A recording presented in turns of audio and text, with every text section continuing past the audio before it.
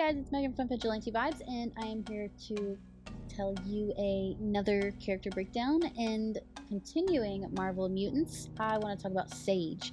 Sage first appeared in Marvel Comics as Tessa, a character in the Uncanny X-Men number 132 in April of 1980.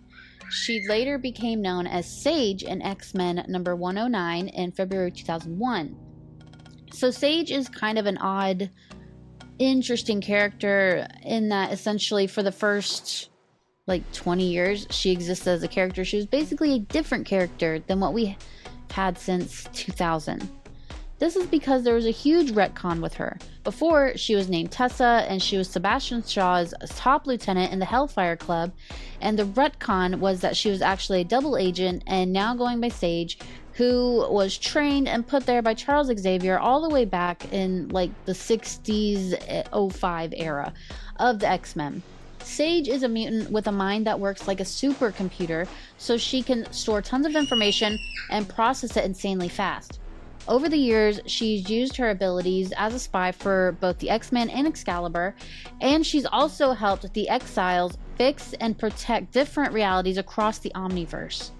Through it all, she stayed committed to looking out for both mutants and humans. That is the very short version of her. Allow me to go into her backstory a little harder. Sage, originally known as Tessa, grew up in the Balkans and spent her teenage years in a war-torn Afghanistan. There, she learned to survive by scavenging gear from fallen soldiers and fighting off both military forces and bandits. During this rough time, she discovered her first mutant ability, a perfect photographic and kinetic memory. One day, she was drawn to a cave in the Hindu Kush Mountains where she stumbled upon a badly injured Charles Xavier, crushed under a huge stone after battling an alien named Lucifer. She saved his life and, on their way back to safety, helped defend a UN convoy under attack. Though shaken by the violence, she managed to protect the group, including Sebastian Shaw, another powerful mutant, before going back to her own life as a mercenary. At some point, she was captured and sold into a harem, but escaped. Eventually, Xavier reached out and recruited her, not to join the X-Men, but to work undercover as a secret agent for mutant kind. When he trained the X-Men as superheroes, he trained her to be a spy, sharpening her mental powers and teaching her how to hide her thoughts from even the strongest of telepaths. Sage's mutant abilities are wild. She basically has a computer for a brain. She can process insane amounts of information, run calculations instantly, multitask like crazy, and recall anything she's ever seen or done with total accuracy. She can analyze behavior, calculate probabilities, and even control her own body completely, making her a beast in hand-to-hand combat. She can master fighting styles or new skills in seconds just by studying them. So it sounds exhausting to be her. Her telepathy is low level but still powerful. She can read minds, send messages, create illusions, and resist psychic attacks. On top of that, she can detect mutant genes and manipulate DNA to boost powers or heal people, and even channel others' abilities to a degree. At one point, she merges with something called the Panopticon, a kind of massive crystal computer that sits outside of time and space. Through it, she becomes a living system capable of watching and managing realities across the Omniverse. She can appear as a hologram anywhere in the palace, or project herself through a device called the Talus to communicate with teams like the Exiles. The place has everything: teleportation tech, medical bays, synthetic food and gear, and even entire rooms with living ecosystems, thanks to Sage giving the palace a kind of soul. She has also rocked other identities like Diana Fox, where she wore a high-tech uniform that gave her the super strength, fight, and psionic protection. That uniform could even reshape her body and possibly let her borrow some powers. Sage is always packing gear. She wears high-tech cyber shades she built with Kitty Pryde that work like little mini computers. They let her and her teammates see holograms, communicate, detect energy signatures, analyze tech, and even access networks. She also created her own private system, SageNet, that could quietly tap into major surveillance feeds, like from the US government, the Avengers, even the Fantastic Four. Besides all the tech and mutant powers, she's handy with weapons, carrying a knife, using non-lethal handguns, and riding a custom motorcycle when needed.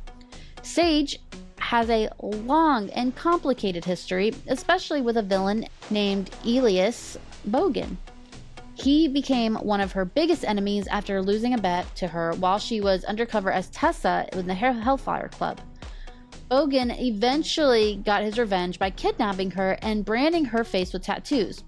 Though she beat him, the experience forced her to shut down her telepathy to avoid being tracked. While working with the superhero team Excalibur, Sage went undercover again, this time infiltrating Albion's Shadow Corps under the alias Diana Fox. After an energy blast messed with her mind, Fox persona took over, turning her into a loyal agent named Britannia. She ended up killing some of Excalibur's allies before finally breaking free and stopping Albion. Later, when Merlin, but Marvel style, tried to overthrow his daughter Roma, Roma survived by transferring her mind and some of Merlin's darker traits to Sage. These new personalities started fighting for control over her body. Diana Fox even returned briefly, ultimately sacrificing herself so Sage could regain control. Because of her work as a spy, Sage didn't get a lot of bonding time with her fellow mutants, but she did grow close to Bishop while they were investigating a murder case in Alaska. She also helped her exile's teammate Nocturne recover from a stroke. Sage's very first mission as a spy was infiltrating the Hellfire Club, where she got close to Sebastian Shaw and took on the name he gave her, Tessa. Even when Shaw trusted her, she was secretly reporting everything back to Professor X. This is where she actually met Elias Bogan for the first time. He was just a creepy old telepath who made a bet with Shaw over who would win Emma Frost in a power play. With Sage's advice, Shaw won, but Bogan held a grudge. She also warned Psylocke, who was Betsy Braddock at the time, not to get involved with the club, and tried but failed to stop the Phoenix Force from being corrupted by Mastermind and turned into the club's Black Queen. This failure haunted her, but she kept her cover. At one point, Donald Pierce, a rogue White King, kidnapped her, but Xavier and the New Mutants rescued her. That was when the first time she and Xavier saw each other in years. Things escalated when Rachel Summers attacked the vampire Selene, the club's new Black Queen, leading to a fight between the X-Men and the club. But they all had to join forces when a sentinel named Nimrod showed up. After that, Sage helped extend a truce between the two groups, which led to Magneto briefly joining the Hellfire Club. Later, when Sean's son, Shinobi, attacked and took over the Inner Circle, Sage stayed and helped him build a new one, until she saw where it was headed and called in the X-Men to stop him. She then returned to Shaw's side and helped him regain control, though she was quietly allowed X-Force to escape his brainwashing attempt.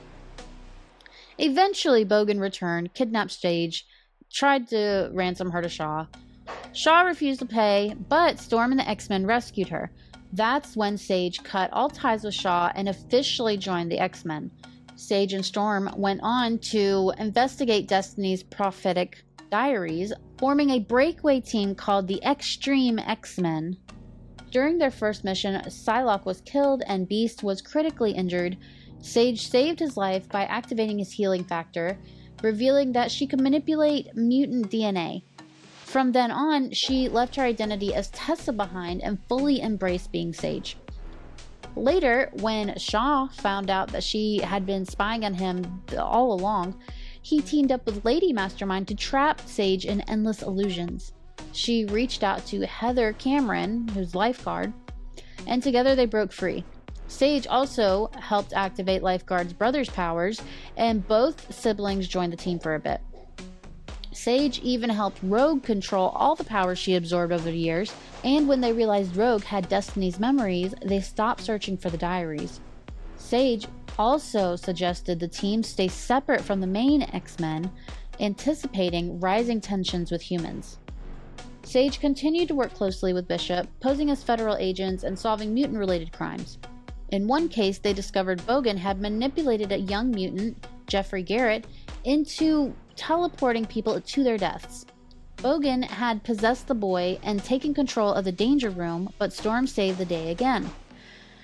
Sage later helped investigate the attempted murder of Emma Frost, only to be attacked by Sorn, who erased her memories entirely. She also uncovered Bogan's psychic slave in the catacombs under the old Hellfire Club, who turned out to be Rachel Summers. After the X-Mansion was destroyed, Sage and her team returned to help rebuild.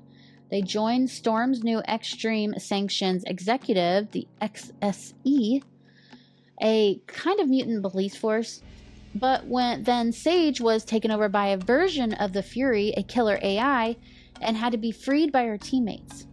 When Shaw tried to restart the Inner Circle, Sage joined him again, but purposely let Donald Pierce's attack go unreported, leading to Shaw getting seriously injured.